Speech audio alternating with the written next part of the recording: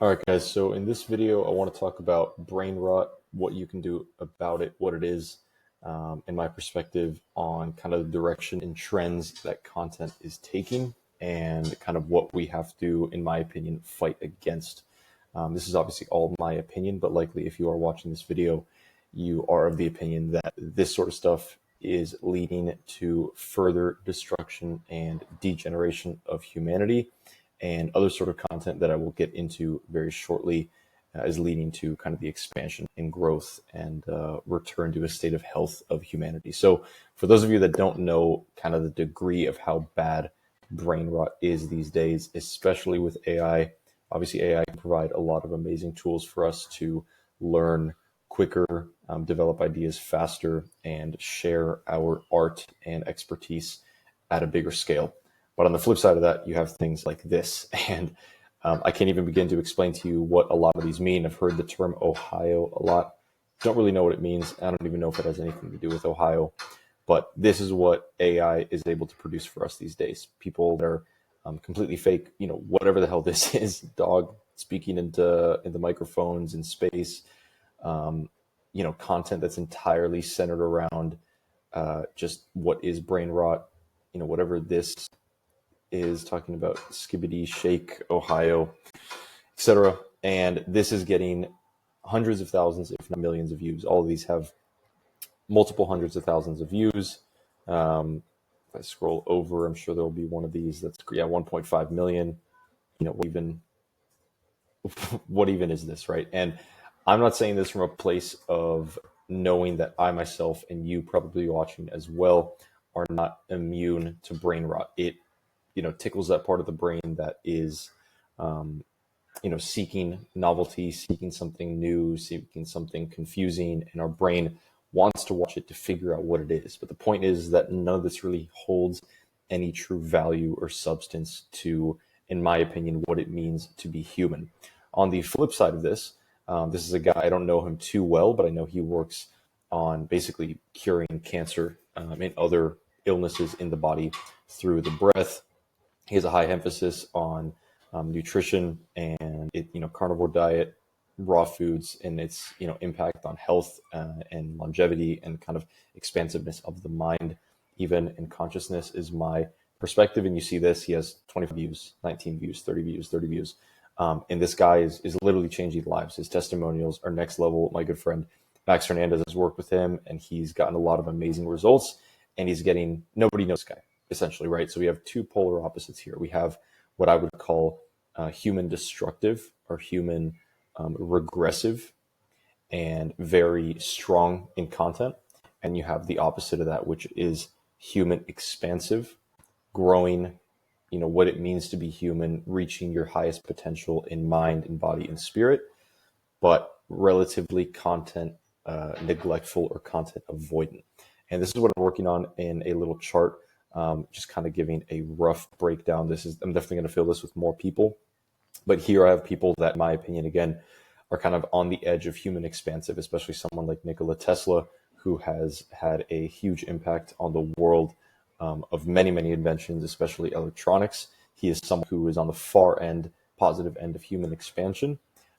And compared to how much was really going on in his brain, he wasn't that, content obviously back then was just more so writings and lectures.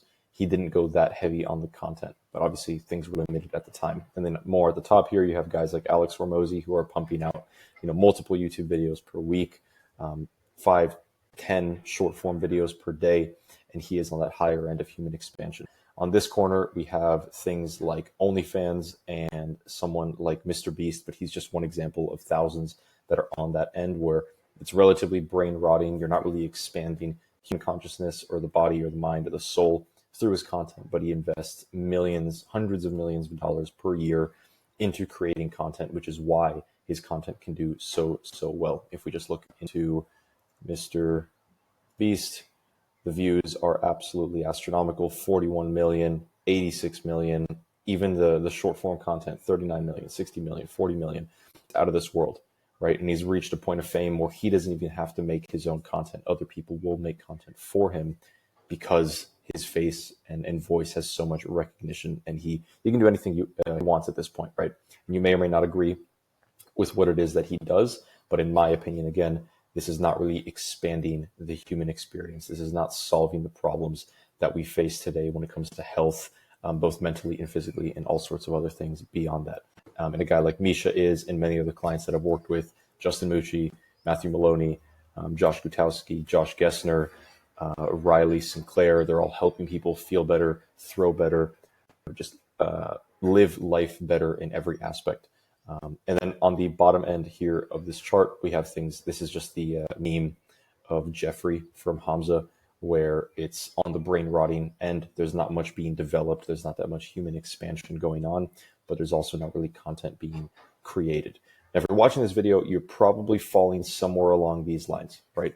Someone who has helped others, whether it's friends and family or it's actual clients in your business. You've helped people. You know that what you have and what you know is valuable.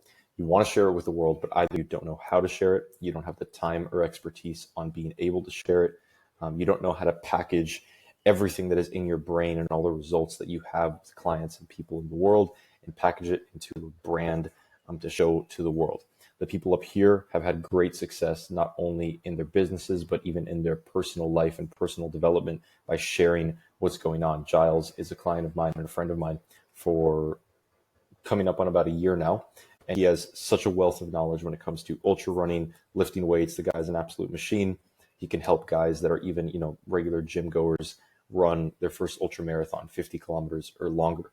And he was kind of stuck in this world of like not really knowing how to package what he had to offer. And now he's been able to expand it into, an abundance of content, an abundance of information that bring people to the reality of believing in themselves to be able to actually run an ultra marathon. And that is huge. If we can get, or in his case, if he can get, 0.0001% of the world population to just believe that they can do an ultra marathon, and they don't have to be stuck with, walking around a block or thinking so small, thinking that ultras are for the elites of the world and I am not elite. If he can reach even a fraction of the percent of the gym going world, that's going to be a huge, leap forward in human expansion.